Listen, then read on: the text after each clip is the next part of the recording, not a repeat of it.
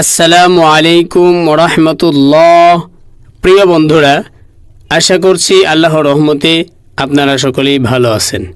প্রিয় বন্ধুরা, আজ আমরা জানব পবিত্র শাওয়াল মাসের জুমার দিনের ফজিলত ও বিশেষ আমলসমূহ।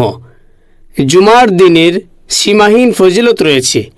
নবী করিম সাল্লাল্লাহু আলাইহি সাল্লাম বিভিন্ন হাদিসে এইসব ফজিলতের কথা তুলে ধরেছেন। বুখারী শরীফের হাদিসে রয়েছে, নবী সাল্লাল্লাহু আলাইহি সাল্লাম বলেছেন, কোনো পুরুষ যখন জুমার দিনে গোসল করে সাধ্যমতো পবিত্রতা অর্জন করে তেল ব্যবহার করে বা গড়ে যে সুগন্ধি আছে তা ব্যবহার করে তারপর জুমার জন্য বের হয় এবং বসার জন্য দুইজনকে আলাদা করে না, এরপর সাধ্যমতো নামাজ পড়ে এবং ইমাম যখন কথা বলে তখন চুপ থাকে, তাহলে অন্য জুমা পর্যন্ত তার গুনাহ মাফ করা হয়। সুবহানাল্লাহ। হাদিসের ভিত্তিতে ফিকহবিদরা এইসব আমলকে নির্দিষ্ট করেছেন, যেমন জুমার দিন গোসল করা। যাদের উপর জুমা ফরজ তাদের জন্য এই দিনে গোসল করাকে রাসূল সাল্লাল্লাহু আলাইহি সাল্লাম ওয়াজিব করেছেন, তবে আহনাফদের মাযহাব অনুযায়ী সুন্নত। পরিচ্ছন্নতার অংশ হিসেবে সেদিন নখ ও চুল কাটা একটি ভালো কাজ।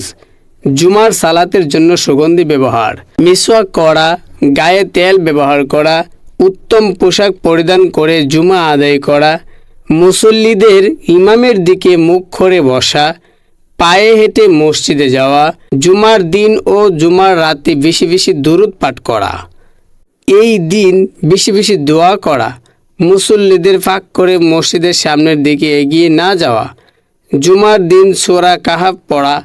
পাঠকারীর জন্য আল্লাহ তাআলা 2 জুমার মধ্যবর্তী সময়কে আলোকিত করে দেন। জুমার দিন দোয়া কবুলের সময়। জুমাবারের ফজিলতের সবচেয়ে উল্লেখযোগ্য দিকটি হলো, এই দিনে এমন একটা সময় আছে যখন মুমিন বান্দা কোনো দোয়া করলে মহান আল্লাহ তার দোয়া কবুল করেন। আবু হুরায়রা রাদিয়াল্লাহু তাআলা আনহু থেকে একটি হাদিস বর্ণিত হয়েছে। তিনি বলেছেন, রাসূল সাল্লাল্লাহু আলাইহি সাল্লাম বলেছেন, জুমার দিনে একটা এমন সময় আছে যে সময়ে কোনো মুমিন বান্দা আল্লাহর কাছে ভালো কোনো কিছু প্রার্থনা করলে অবশ্যই আল্লাহ তাকে তা দান করবেন। জুমার দিনে দোয়া কবুল হওয়ার সেই মহামূল্যবান সময় কোনটা, এই সম্পর্কে 45টা মতামত পাওয়া যায়, তবে সর্বাধিক প্রসিদ্ধ মত হলো আসরের নামাজের পর থেকে মাগরিব পর্যন্ত দোয়া কবুলের সময়। হযরত আনাস রাদিয়াল্লাহু তাআলা আনহু থেকে একটি হাদিস বর্ণিত হয়েছে। তিনি বলেন, রাসূল সাল্লাল্লাহু আলাইহি সাল্লাম বলেছেন, জুমার দিনের কাঙ্ক্ষিত সময়টা হলো আসরের পর থেকে সূর্যাস্তরের পূর্ব পর্যন্ত। জুমার দিনের বিশেষ দুরূদ শরীফের আমল। আনাস রাদিয়াল্লাহু তাআলা আনহু থেকে বর্ণিত, হযরত রাসূলুল্লাহ সাল্লাল্লাহু আলাইহি সাল্লাম বলেছেন, তোমরা জুমার দিনে বেশি বেশি দরুদ শরীফ পাঠ করো, কারণ জিবরাইল আলাইহিস সালাতু সালাম এইমাত্র আল্লাহ তাআলার বাণী নিয়ে উপস্থিত হলেন। আল্লাহ তাআলা ইরশাদ করেন, পৃথিবীতে যখন কোনো মুসলমান আপনার উপর একবার দরুদ পাঠ করে, আমি তার উপর 10 বার রহমত নাজিল করি এবং আমার সব ফেরেশতা তার জন্য 10 বার ইস্তিগফার করে।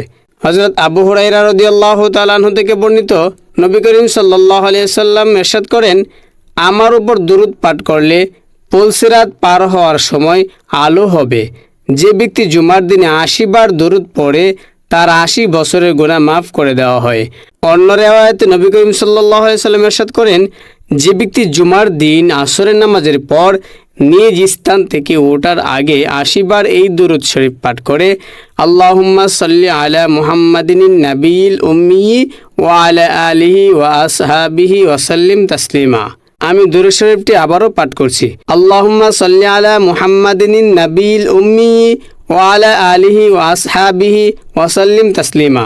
তার 80 বছরের পাপ ক্ষমা হয়ে যায় এবং 80 বছরের ইবাদতের সওয়াব তার আমলনামায় লেখা হয়। ফিকহ শাস্ত্রের নির্ভরযোগ্য গ্রন্থ ফাতওয়ায়ে শামীতে একটি মূলনীতি উল্লেখ হয়েছে, যেসব কর্ম নামাজের মধ্যে হারাম তা খুতবা চলাকালীন সময়েও হারাম, যেমন কথাবার্তা বলা, পানাহার করা ইত্যাদি। পরিশেষে আল্লাহ তাআলা আমাদের জুমার দিনের আমলসমূহ সঠিকভাবে আদায় করার মতো তৌফিক দান করুক, আমিন। আজকের জুমার নামাজের পরে বিশ্বের সকল নির্যাতিত মুসলমানের জন্য মহান রব্বুল আলামিনের কাছে দোয়া করব। পবিত্র শাওয়াল মাসের 3য় জুমার দিনের নামাজ যেন আমরা সবাই আল্লাহর ঘরে গিয়ে সুস্থ শরীর ও মন নিয়ে আদায় করতে পারি, সেই দোয়া যেন আল্লাহ কবুল করেন। আমিন। প্রিয় দর্শক, এমন গুরুত্বপূর্ণ ভিডিও আরও পেতে আমাদের ইসলামের ডায়েরি চ্যানেলটি সাবস্ক্রাইব করে সাথেই থাকুন।